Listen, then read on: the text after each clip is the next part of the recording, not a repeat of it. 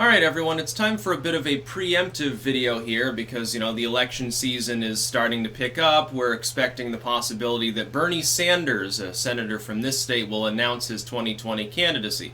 And much like in the prior election, where I pointed out that I could never support him, I'm doing the same here, sort of preemptively. I don't even know if he's going to get in. It could be it's a bunch of BS. That Fox and Politico, I think that respectively have broken these stories on Sanders over the last week, are full of shit, and that the sources close to the potential campaign, they're not really anything, it's just tabloid spew. That wouldn't surprise me, it is the mainstream media, they can't really be trusted. But I would just like to point out from a Vermonter's perspective, as someone who's lived in this state pretty much my entire life for the most part. I was raised here on the other side of Vermont, actually, initially, then came here to the Rutland area. As a Vermonter, and as someone who is, now in the middle class, I suppose, and certainly I'm self-employed, so I get extra taxes. Thanks, Uncle Sam, really helpful. As someone from that bracket, and as someone of my own, particular age, I'm 31, so, I'm not exactly elderly. I'm not in the youngest rung of voters anymore. Oh my God, now they're whining and dining Gen Z. As someone like that, I would like to point out why I could never support Bernie Sanders. And the first part is quite simple. Sanders really does sort of represent what Vermont is about, being quirky and economically far left and so forth. However, you cannot export that to a national model. Not every state can be Vermont.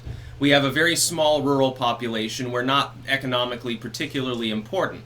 If we make some mistake, it affects a relatively small proportion of the U.S. population.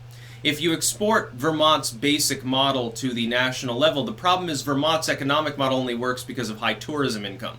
The United States cannot all be a tourist enclave. Like some cornfield out in the middle of Iowa is not going to be a tourist mecca. It's just not going to happen. Some expanse of steppe with some rocks in it. Probably not going to be, for ecotourism or anything like that, any real importance. You cannot, therefore, do that. And I would point out some of the things that Sanders has proposed. Like he's proposed universal health care, free stuff, for example. But if you actually look at it, there's a problem. In this state, and keep in mind, this is Sanders' state, far left. We had a Democratic governor and a Democratic supermajority in the House and the Senate at the time.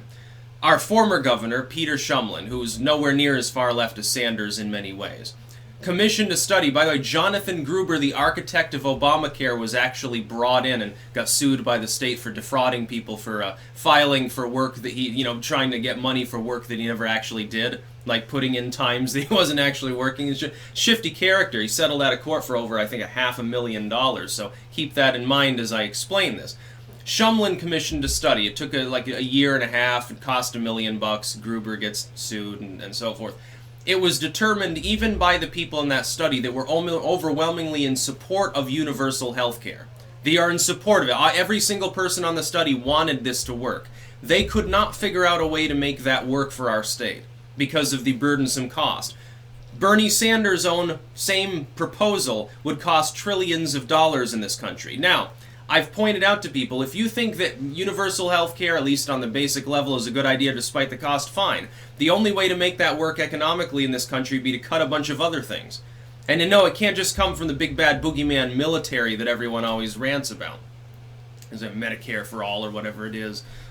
Basically free ice cream. You want free college for people. Well, there's no such thing as free. When Bernie Sanders, this is the other thing, he's disingenuous. He's a hack. When he tells you he wants to give you free health care, what he means is he wants people in the productive classes of society to pay for it. It's not going to end up coming from, the billionaires on Wall Street or in Silicon Valley. These people rant about Jeff Bezos and how bad he supposedly is. Oh my God, Amazon's not unionized and it pays its workers too little for shitty hours and they have all this money, they don't pay enough taxes. Well, yeah, because the tax code was structured by people who get donations from these people. Even if you had a President Sanders, all the other Democrats in Congress, they're not going to let him actually pass any real tax reform proposal. The closest thing we've had to a tax reform in the last 20 years that has actually managed to target things correctly is Trump's. Bush's idea of tax reform was, hey, I'm going to cut everyone a check for no reason. Oh, it's a stimulus because we've got a little bit of a surplus right now. So let me piss it away on basically allowing you to buy some Chinese stuff and some fast food. Wonderful, because the average American really, that $300 or whatever it was really made or broke it for the average American. No, the average American didn't miss it, and if they're in one of those rungs where it's meaningful to them, they're just scraping by anyway. They probably paid their rent with that money, and that's about all that they could afford. They got an extra packet of Marlboros maybe because they're like, oh, fuck me in the ass, this is misery. That's primarily due to leftism. We hear capitalism blamed all the time for all of these problems it supposedly creates, but if you actually go dig deeper, you'll find out it's bureaucratic strangulation. Well, that's not very capitalistic, it's a strangulation of the same.